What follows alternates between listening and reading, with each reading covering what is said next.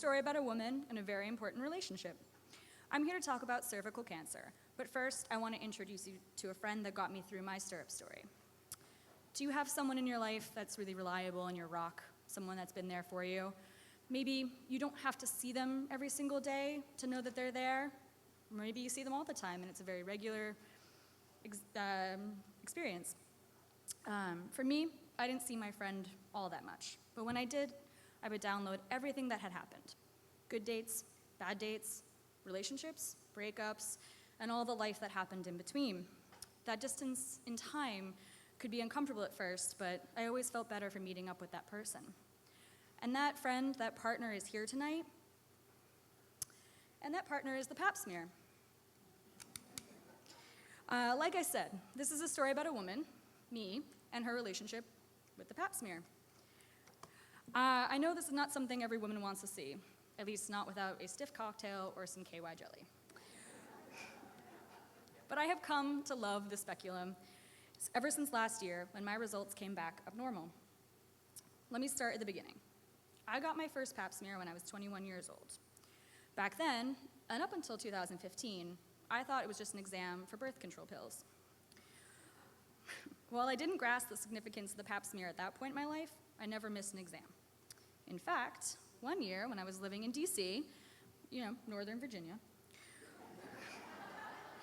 I was dating a guy who was a nurse, just like his mom. And he was ranting and raving about how great the place where his mom worked was. And I thought, hey, I need an annual exam, why don't I just go there? I trusted him, no problem. So I made an appointment. Do you know when you're making those appointments, how you're never sitting down at a desk, drinking coffee, penning it into your date book?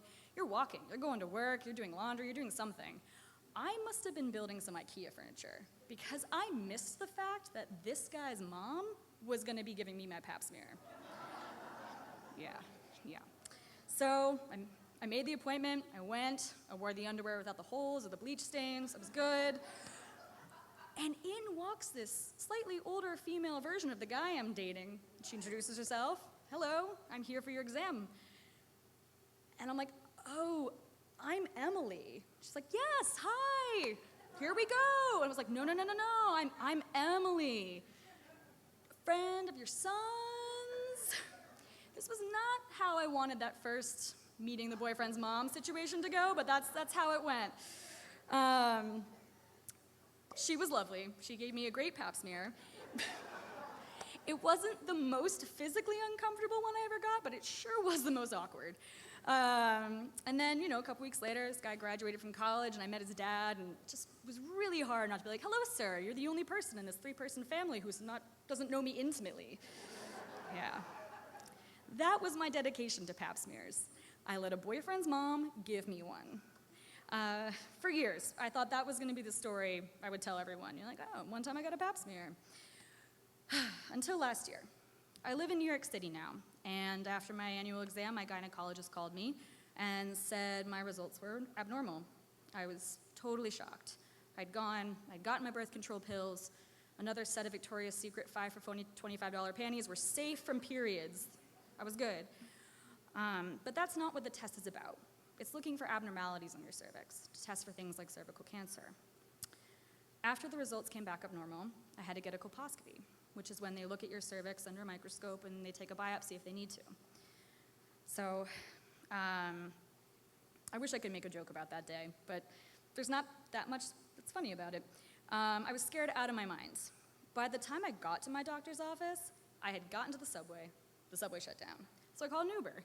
And then I got into a stranger's car, thinking it was my Uber, and then jumped out of his car, found my Uber, got to the doctor's office, and just started crying before she even touched me.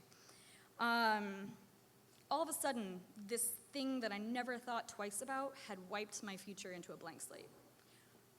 I cried for my unknown. I cried for the fact that I had no idea that this test was so important.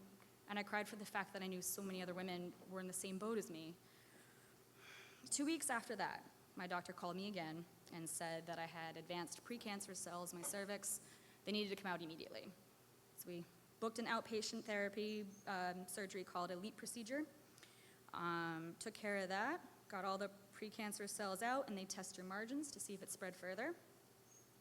2 weeks after that, I was back in the same room with that gynecologist and going over the results. She removed everything. Nothing spread further inside me, and those precancerous cells were just that. I did not have cancer. For the foreseeable future, I will be getting pap smears every 6 months to make sure that those precancerous cells don't come back. And to be honest, I'm more than happy to know that I'm going to be seeing this special friend, my 2015 boyfriend, on a more regular basis, because I know how vital that exam is now. But here's the thing about a woman's relationship with a pap smear. It can be whatever you want it to be. You can be exclusive, or you can shop around and find the perfect person to give it to you. You can be Facebook official and share your love with the world, or you can keep it private and let your boyfriend's mom give you one. It can fit into your life however you want it. It can even make you get up and talk about your cervix with a bunch of strangers. For me, in the last year, besides educating me on its importance, I have to say that the pap smear really helped open me up.